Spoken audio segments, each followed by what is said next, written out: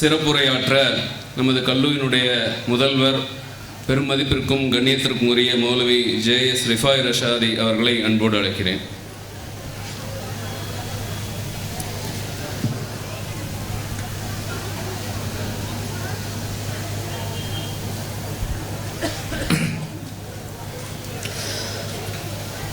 அஸ்ஸலாமு அலைக்கும் வரஹ்மத்துல்லாஹி வபரகாத்துஹு.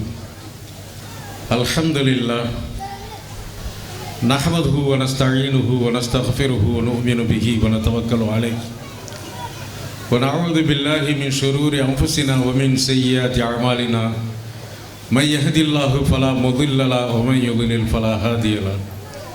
அஷ்ஹது அன் லா இலாஹ இல்லல்லாஹ் வஹ்தஹு லா ஷரீக லஹு வ அஷ்ஹது அன்ன முஹம்மதன் அப்துஹு வ ரசூலுஹு. அம்மா பஅத். அன்பிற்கும் பெருமதிப்பிற்கும் உரிய எல்லாம் வல்ல அல்லாஹ்வின் நல்லடியார்களே, குறிப்பாக இந்த மேடையில் வீற்றிருக்கக்கூடிய நூருல் இஸ்லாம் மற்றும் நமது தெருவினுடைய ஜமாத்து நிர்வாகிகளே, புதுமனை குத்பா பள்ளியுடைய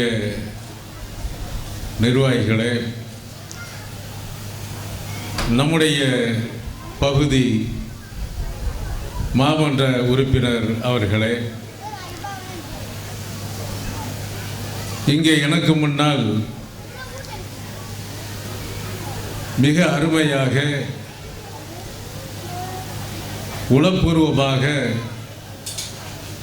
சமூகத்தின் மீது கொண்ட அக்கறையின் காரணமாக எழுந்த வார்த்தைகளை அடக்க முடியாமல் அழுத்தமாக உங்களிடத்திலிருந்து இந்த சமுதாயம் என்ன எதிர்பார்த்து கொண்டிருக்கிறது, நீங்கள்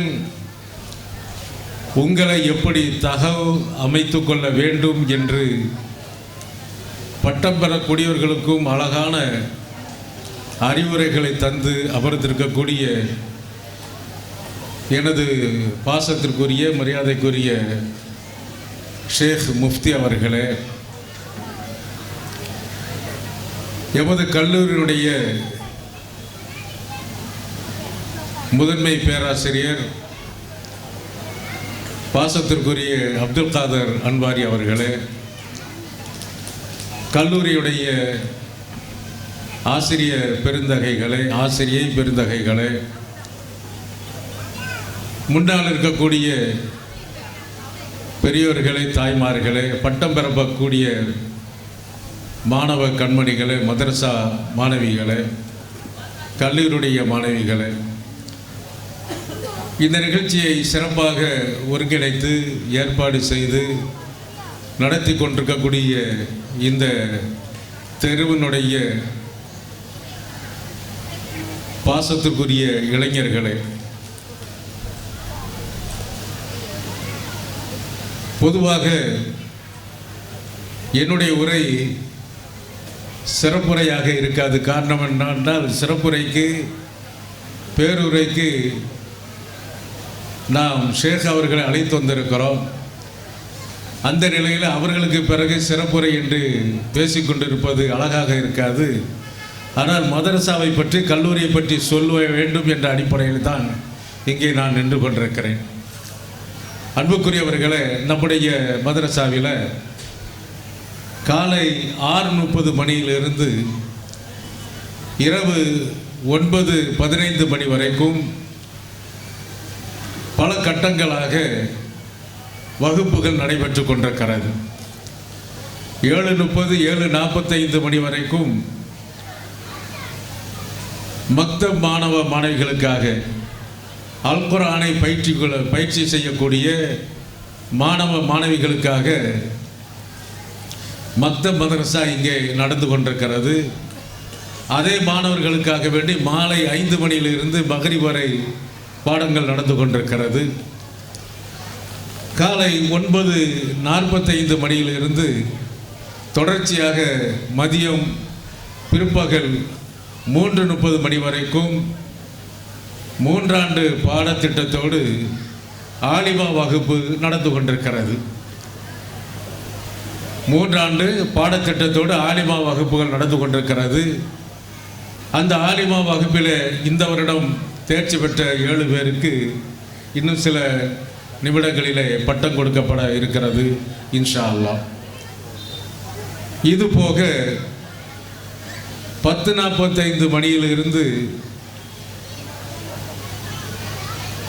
10 மணியிலிருந்து காலையில் தாய்மார்களுக்காக வேண்டி, முதிய வயதுடைய தாய்மார்களுக்காக வேண்டி மக்தப் மதரசா காலையில் நடந்து கொண்டிருக்கிறது.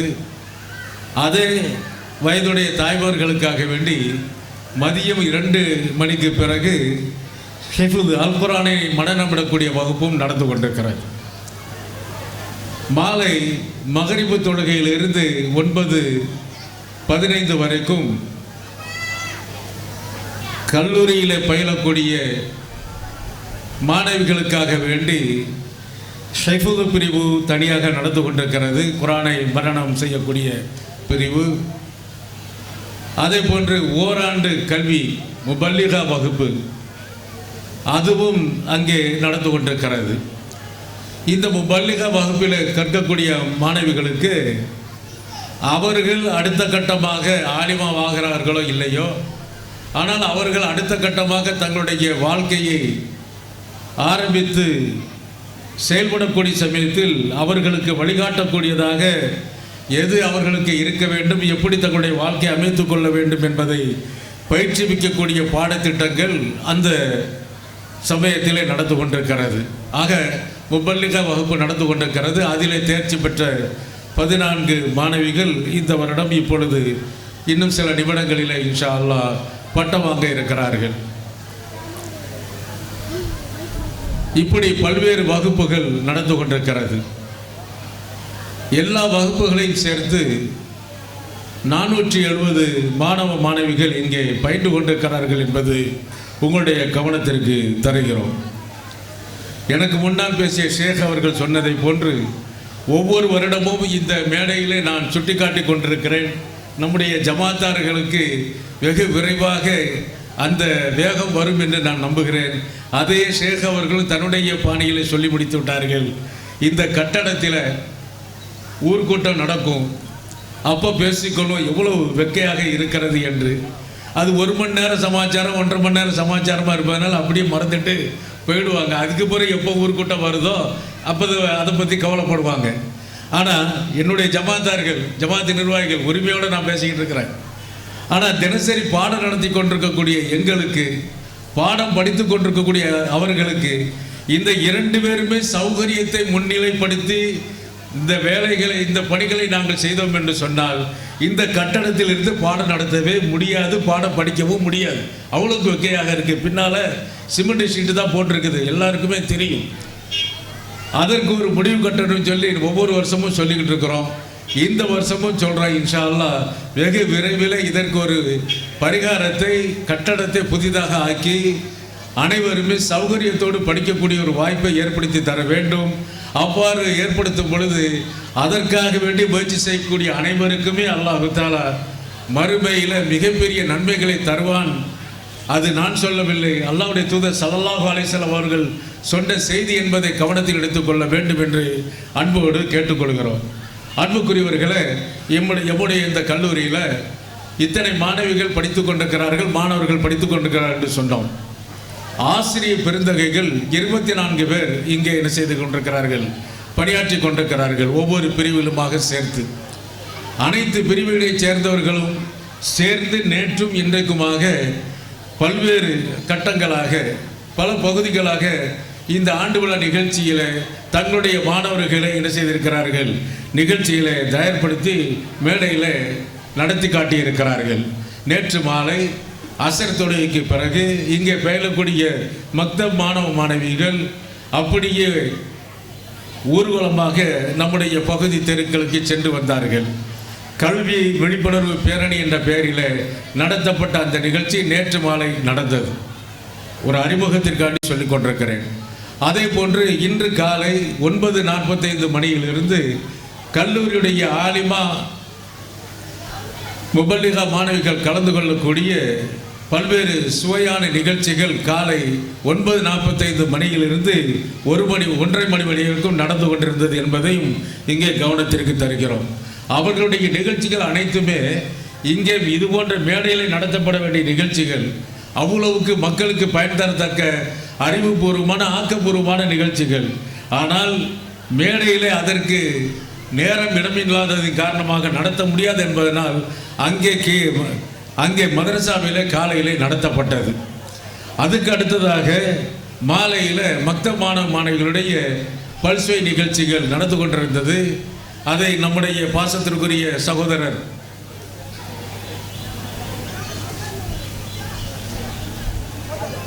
ஹாஜா மொய்தீன் அவர்கள் என்ன செய்தார்கள், நடத்தி அழகான முறையில் நடத்தி காட்டினார்கள். வருடம் அவர்கள் தான் நடத்தி கொண்டிருக்கிறார்கள்.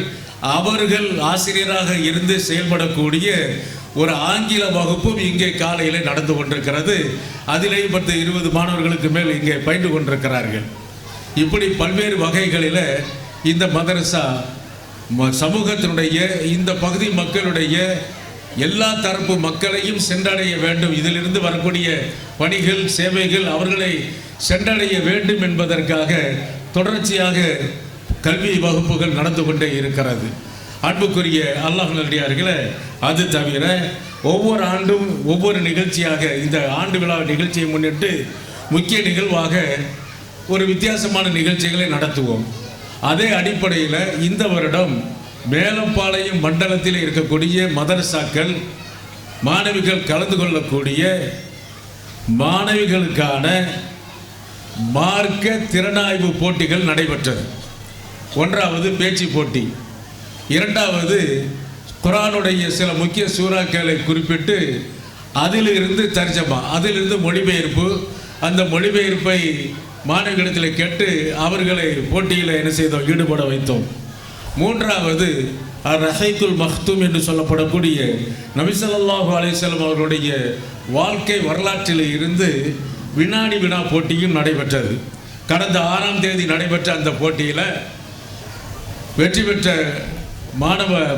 மாணவிகளுக்கு இன்ஷா அல்லாஹ் இங்கே பரிசு கொடுக்கப்பட இருக்கிறது. அந்த போட்டியில் கலந்து கொண்ட 57 மாணவிகள் கலந்து கொண்டார்கள். இந்த பரிசு பெறக்கூடிய மாணவிகளை தவிர இதர அனைத்து போட்டியில் கலந்து கொண்ட மாணவிகளுக்கும் இன்று காலையிலே நடந்த நிகழ்ச்சியில் அல்லாஹ்வுடைய பேரர்களால் அவர்களுக்கு பரிசு வழங்கி சிறப்பு செய்யப்பட்டது என்பதை உங்களுடைய கவனத்திற்கு தருகிறோம். ஆகவே அன்புக்குரிய அல்லாஹ்வுடையார்களே, இது தவிர இந்த மதரசாவை பற்றி நிர்வாகம் பண்ணக்கூடியவர்களை பற்றி கட்டாயமாக ஒரு விஷயத்தை இங்கே சுட்டிக்காட்ட வேண்டும். இங்கே நிர்வாகிகளாக இருக்கக்கூடியவர்கள் அனைவருமே இளைஞர்கள். வாழ்க்கையில் எதையும் செய்துவிடலாம் என்று நடந்து கொண்டிருக்கக்கூடிய காலகட்டத்தில் இப்படித்தான் நடக்க வேண்டும் என்ற கட்டுக்கோப்பான மனப்பான்மையுடன் செயல்படக்கூடிய இளைஞர்களுடைய ஒரு கூட்டம், குறிப்பாக இந்த தெருவைச் சேர்ந்தவர்கள், அடுத்தடுத்த தெருவைச் சேர்ந்தவர்களில் சிலர்கள் என்று இந்த இளைஞர்கள் கூட்டம்தான் இந்த மதரசாவை நடத்தி கொண்டிருக்கிறது. இந்த மதரசாவுடைய நல்லது கெட்டது அனைத்து விஷயங்களிலேயுமே அவர்கள் முன்னின்று நடத்தி கொண்டிருக்கிறார்கள். அவர்களுக்கு பின்பலமாக இங்கே மேடையில் இருக்கக்கூடிய எங்களுடைய ஜமாத் நிர்வாகிகள் ஒத்துழைப்பை தந்து கொண்டிருக்கிறார்கள். இந்த மதரசா இவ்வளவு சிறப்பாக நடக்கிறது என்று சொன்னால் 15 ஆண்டுகளை கடக்கக்கூடிய நிலையில் வெற்றிகரமாக செயல்பட்டு கொண்டிருக்கிறது என்று சொன்னால் நிச்சயமாக ஜமாத்தார்களுடைய ஒத்துழைப்பு இல்லாமல் அது சாத்தியப்படாது. ஏனென்றால் ஜமாத்தார்கள் பெருந்தன்மையோடு அவர்கள் நடந்து கொள்வதின் காரணமாகத்தான் சுதந்திரமாக இந்த மதரசா நடந்து கொண்டிருக்கிறது. இது போன்ற நிகழ்வுகளை நடத்துவதற்கு தன்னை தயார்படுத்தி கொண்டிருக்கிறது என்பதை உங்களுடைய கவனத்திற்கு தருகிறோம். அடுத்ததாக இந்த இளைஞர்கள், அவர்கள் நம்ம ஊர்லலாம் இப்போ இளைஞர்கள்னு சொல்லி சொன்னால் அடிக்கடி நடக்கக்கூடிய ஒரு நிகழ்ச்சி, அப்படி வேகமாக பைக்கில் போகணும், எல்லாம் நாடிட்டான்னா 2 பேர் 3 பேர் அவ்வப்போது என்ன செஞ்சுக்கிட்டு இருக்கணும். வருஷத்துக்கு ஒரு 4-5 பேர் டிக்கெட் போய்கிட்டே இருக்கிற மாதிரி போய்கிட்டு இருக்கு. வேதனையான ஒரு நிகழ்ச்சி. அந்த குடும்பங்கள் மிகவும் பாதிக்கப்பட்டிருக்கக்கூடிய நிகழ்ச்சி. ஆனால் கட்டுக்கோப்பற்ற ஒரு இளைய சமுதாயம் இன்றைக்கு உருவாக்கி கொண்டிருக்கிறது. அந்த சமுதாயத்தில் இருந்து ஒரு தனிப்பிரிவாக இந்த மதரசாவை நடத்தக்கூடிய இளைஞர்கள் இருந்து கொண்டிருக்கிறார்கள் என்று சொன்னால் மிகையாகாது. அது தவிர இப்போது அரசியல் ரீதியான நிலைப்பாட்டுகளிலே நம்முடைய இளைஞர்கள் மிக வேகமாக என்ன செய்து கொண்டிருக்கிறார்கள், ஈடுபட்டு கொண்டிருக்கிறார்கள். ஆட்சிக்கு வரக்கூடியவன் எவனோ அது யாராக வேண்டுமானால் இருந்து விட்டு போகட்டும். அவர்கள் ஆட்சிக்கு வந்து அவர்கள் அவர்களுடைய குடும்பம் அவர்கள் அவர்களுடைய சார்பு நிலை உள்ளவர்கள் என்று அவர்கள் அதிகாரத்தை ருசிப்பதற்காக வேண்டி தியாகம் செய்யக்கூடிய கிறுக்கர்களாக தொண்டர்கள் இருந்து கொண்டிருக்கிறார்கள். அந்த தொண்டர்களுடைய ஒரு பெருங்கூட்டம் மேலப்பாளையத்தில் இருந்து கொண்டிருக்கிறது. அந்த மேலப்பாளையத்து மக்களிலே அந்த இளைஞர்களிலே அவர்கள் தங்கள் விருப்பப்பட்ட அரசியல்வாதிக்காக வேண்டி எழுதக்கூடிய எழுத்துக்களை எல்லாம் பார்த்தால் அவர்களிடத்திலே மார்க்க ரீதியான அறிவுகள் இருந்து கொண்டிருக்கிறதா, அல்லாஹ்வையும் அல்லாஹ்வுடைய தூதரை பற்றி உண்டான கவலை இருந்து கொண்டிருக்கிறதா, அல்லாஹ்வும் அல்லாஹ்வுடைய தூதரும் வழிகாட்டக்கூடிய வழிகளிலே நடந்து மறுமைக்கு பயணத்தை வெற்றிகரமாக ஆக்குவதற்குண்டான ஆக்கப்பூர்வமான எந்த விதமான நடவடிக்கைகள் இருக்கிறதா என்று கேள்வியை கேட்டால் நிச்சயமாக இல்லை என்ற ஒரு நிலைமைக்கு இந்த இளைஞர்களுடைய நிலைமை போய் கொண்டிருக்கிறது. அந்த வகையில் இந்த இளைஞர்கள் தங்களுடைய நேரத்தை அர்ப்பணித்து இப்படிப்பட்ட ஒரு நிகழ்ச்சி நடத்துவதற்கு, ஆலிமா பட்டம் கொடுப்பதற்கு, முபல்லிகா பட்டம் கொடுப்பதற்கு, ஹாஃபிலா பட்டம் கொடுப்பதற்கு இந்த மதரசாவை அவர்கள் தயார்படுத்தி நடத்தி கொண்டிருக்கிறார்களே அன்புக்குரியவர்களே, மிகவும் பாராட்டுக்குரிய ஒரு விஷயம். கூட்டணி கட்சிகள் யாரும் யாரோடு கூட்டணி சேரலாம். நான் ஒரு கூட்டணியில் இருக்கிறேன்னு சொன்னா நீங்க ஒரு கூட்டணியில் இருக்கலாம். நேற்று வரை ஒரு கூட்டணியில் இருந்தவர்கள் இன்றைக்கு வேறு ஒரு கூட்டணிக்கு மாறலாம். இங்கே இருக்கக்கூடியவர்கள் அங்கே போகலாம். இது சகஜம். ஏனென்றால் நடக்கிற போட்டி அதிகாரத்தை யார் ரசிப்பது, சுவைப்பது. அப்ராணியாக இங்கே நம்முடைய கவுன்சிலர் இருந்து கொண்டிருக்கிறாரு. அரபியில் ஒரு வார்த்தை சொல்லுவோம், மபடியும் நாளால் ஃபத்தஹி, எப்போதும் ஒரே மாதிரி இருப்பாருன்னு சொல்லி. அவர் எத்தனையோ தடவை கவுன்சிலர் ஆகிட்டார், இப்பவும் அப்படியே தான் எடுத்துக்கிட்டு இருக்கிறாரு. ஆனால் புதிய கவுன்சிலர்கள் பூராம எப்படி இருக்காங்கன்னு அங்கே கவுன்சிலர் பற்றி இவங்க தெரிஞ்சவங்களுக்கு புரியும். நான் அதை பற்றி பேசுறதுக்கு தயாராக இல்லை. அப்படிப்பட்ட ஒரு நிலையில் என்ன நடக்குது அப்படின்னு சொல்லி சொன்னால், நான் ஒரு கட்சியை விரும்புகிறேன், நீங்கள் ஒரு கட்சியை விரும்புகிறீங்கன்னு சொல்லி சொன்னால், என்னுடைய கட்சி ஆதரிக்காத நீங்கள் எப்படி பத்துவா கொடுக்குறாங்க பாருங்க. ஃபேஸ்புக்கில், ட்விட்டரில், வாட்ஸ்அப்பில் எப்படி பத்துவா கொடுக்குறாங்கன்னு சொல்லி சொன்னால், இப்படி துரோகம் பண்ணிட்டீங்களே. யாருக்கு? இந்த கட்சி தலைவர்கள் அத்தனை பேருமே யாரும் முஸ்லீம்கள் கிடையாது, நல்லா விளங்கி கொள்ளணும். அவங்கள கூட்டணியாக இருக்கக்கூடியவர்கள் தான் முஸ்லீம் தலைவர்கள் இருக்கிறாங்க. பெருந்தலைவர்கள் பூராவே முஸ்லீம் அல்லாதவர்கள். அவர்களுக்கு துரோகம் பண்ணிட்டீங்களே, அல்லாஹ் உங்களை மன்னிக்கவே மாட்டான் இவன் சொல்றான். அறிவு எந்த அளவுக்கு போய்கிட்டு இருக்கு பாருங்க. ஃபேஸ்புக்கில் எழுதுறான். புரியுதா உங்களுக்கு? நான் யாரை மதிக்கிறேனோ, யாரை எந்த கட்சியை சொல்றேனோ அந்த கட்சிக்கு நீங்க துரோகம் பண்ணிட்டீங்களா, அல்லாஹ் மன்னிக்க மாட்டானா? யாரா? அல்லாஹ்வும் தூதரும் தந்து கொண்டிருக்கக்கூடிய மார்க்கத்தை கையில வைத்துக் கொண்டு அதை விற்கக்கூடிய அளவுக்கு அல்லாஹ்வுடைய அதிகாரத்திலே நுழைந்து பேசக்கூடிய அளவுக்கு உங்களுக்கு தகுதியை தந்தது யார்? என்ன அயோக்கியத்தனமான ஒரு வார்த்தை. நான் சொல்றவங்களுக்கு புரியுதா? இந்த கூட்டணி துரோகம் பண்ணவங்க அல்லாஹ் அவங்களை மன்னிக்கவே மாட்டாங்களாம். இன்னைக்கு இவங்க கூட்டணி மாறுவாங்க, நாளைக்கு அவங்க மாறுவாங்க. தமிழ்நாட்டுடைய அரசியலை பார்த்தாச்சுன்னு சொல்லி சொன்னா ஒவ்வொரு தேர்தலையும் அந்த சேரை மாற்றி போட்டு தான் என்ன செஞ்சுட்டு இருக்கிறாங்க, நடந்துகிட்டே இருக்குது. அதனால யாரும் கொள்கைவாதிகள் யாரும் அப்படிப்பட்டவங்க இப்படிப்பட்டவங்களாம் நம்ம பார்க்க வேண்டிய அவசியம் இல்லை.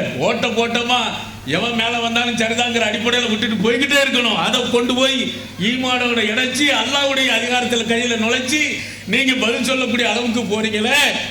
இது போன்ற இளைஞர்கள் இந்த கூட்டத்தில் இல்லை. அதை சொல்ற கணிதத்தை சொன்ன, வேற ஒன்றும் இல்லை. ஏனென்றால் இவர்கள் அர்ப்பணித்துக் கொண்டிருக்கிறார்கள். குர்பானி கொடுக்கப்பட்டது. ஒவ்வொரு பெருநாள் என்றும் ஒவ்வொரு ஈதுல் அல்ஹா பெருநாள் என்றும் குர்பானி கொடுக்கிறார்கள்.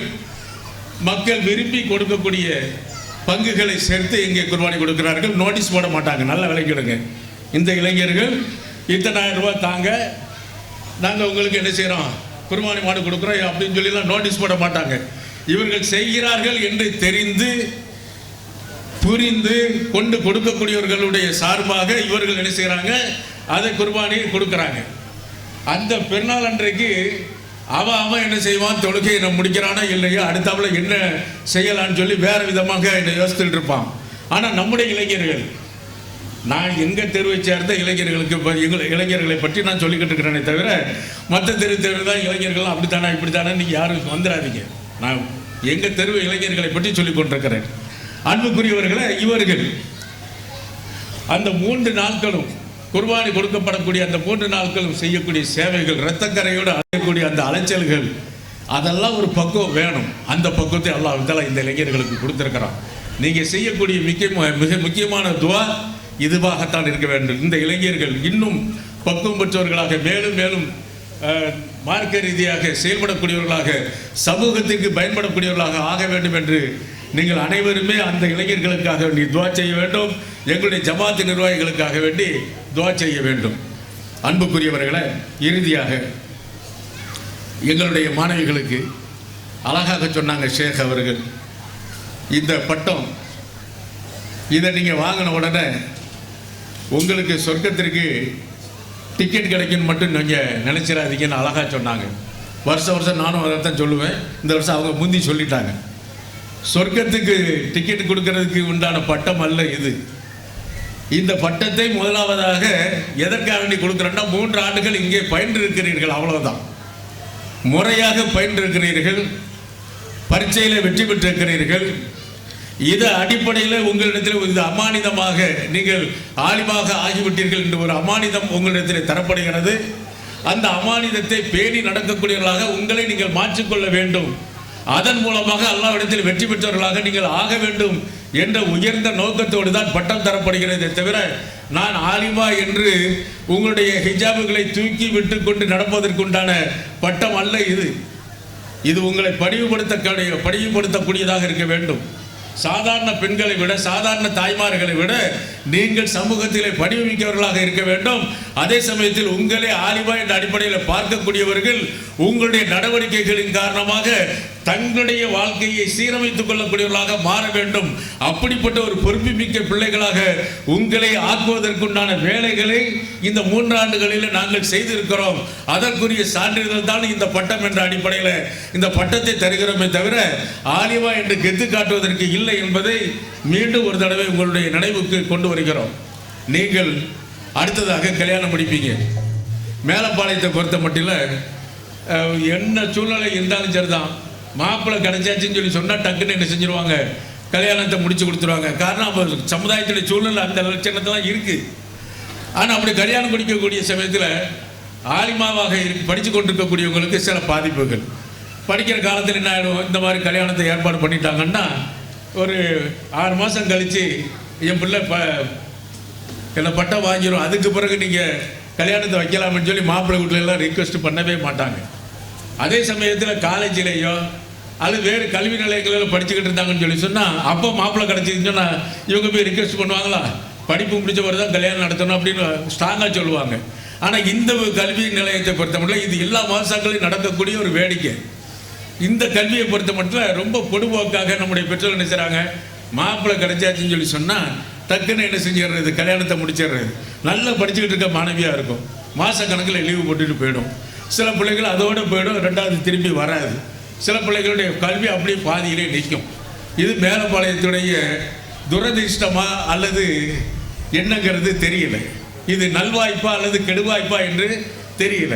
ஆனால் அது போன்ற நிலைகளை எல்லாம் தாண்டி, அது போன்ற நெருக்கடிகளை எல்லாம் தாண்டி இன்றைக்கு 7 மாணவிகள் என்ன செய்கிறாங்க, பட்டம் வாங்கக்கூடிய தகுதியை பெற்றிருக்கிறாங்க. அது சாதாரணமான விஷயம் இல்லை. நம்முடைய ஷேக் சொன்ன மாதிரி புரட்சி அது. நம்முடைய ஷேக் சொன்ன மாதிரி அது ஒரு புரட்சி. அந்த புரட்சியை இந்த மாணவிகள் செய்திருக்கிறாங்க.